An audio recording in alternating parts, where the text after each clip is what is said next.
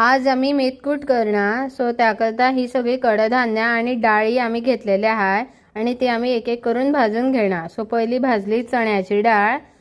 आता ही चण्याची डाळ जवळजवळ भाजत होत आल्या आणि आता ही भाजली पूर्ण।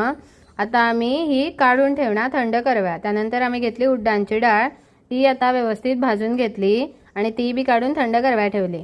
त्यानंतर घेतली मुगांची डाळ, ती बी व्यवस्थित भाजली आणि त्यानंतर ती थंड करव्या काढून ठेवली। त्यानंतर घेतले गहू, गहूही व्यवस्थित भाजले आणि ते बी आता थंड करव्या ठेवणार। त्यानंतर घेतले तांदूळ, तांदूळ व्यवस्थित भाजले आणि ते बी थंड करव्या ठेवले आणि हे सगळं असं एकत्र एका ताटात थंड करव्या ठेवले। त्यानंतर घेतले हे सगळे खडे मसाले आणि ते बी एक एक आता भाजणार आम्ही। सो आधी घेतले कोथिंबिरी, त्यानंतर त्याच्या घातले जिरे, त्यानंतर त्याच्या घातले सासवा, त्यानंतर घातली त्याच्या मिरयां आणि त्यानंतर घातली लवंगा